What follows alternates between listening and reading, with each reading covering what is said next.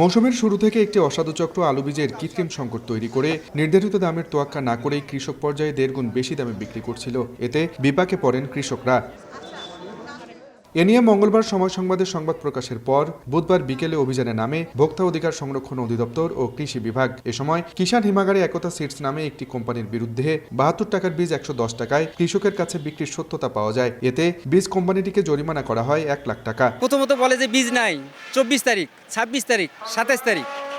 এখন আসলে 24 তারিখ 26 তারিখ পরে আবার ওরাই কইতেছে যে ভাই বীজ আছে। গেলাম সকালে যায় 80 টাকা, বিকেলে যায় 100 টাকা, পরের দিন যায় 120 টাকা, এইভাবে দাম বাড়িতেছে। ওদের হাটে বীজ ওরাই সম্পূর্ণ দাম বাড়াইতেছে ভাই। এই কারণে আমরা সাধারণ কৃষকেরা বক্তব্য কি ভাই। কৃষি দপ্তর ও ভোক্তা অধিকার জানায়, একটি চক্র অসৎ উপায় অবলম্বন করে বেশি দামে বীজ বিক্রি করছে, যার প্রভাব পড়ছে আলুর দামেও। কালকে এটা কি 130 টাকা হবে না, এরকম নিশ্চয়তা আছে? আপনারাই বলেন। এই যে এরাই কিন্তু সিন্ডিকেটের অংশ, আমরা কিন্তু এক এক করে সিন্ডিকেট ভাঙার চেষ্টা করছি। বাস্তবে অনেক বেশি দামে বিক্রি করছেন। তো এই সকল কারণে এবং একই সাথে খাওয়ার আলুও বিক্রির ক্ষেত্রে কোনো রসিদ, কোনো ভাউচার, চালান, মেমো এগুলো মানা হচ্ছে না। এই দুটি ক্ষেত্রে আমরা দুইটি প্রতিষ্ঠানকে মোট 1,15,000 টাকা জরিমানা করি। খাবার আলুর পাশাপাশি বীজ আলুর দাম নিয়ন্ত্রণে রাখতে অভিযান অব্যাহত রাখার কথাও জানায় ভোক্তা অধিকার সংরক্ষণ অধিদপ্তর। আব্দুর রশিদ জীবন, সময় সংবাদ, রংপুর।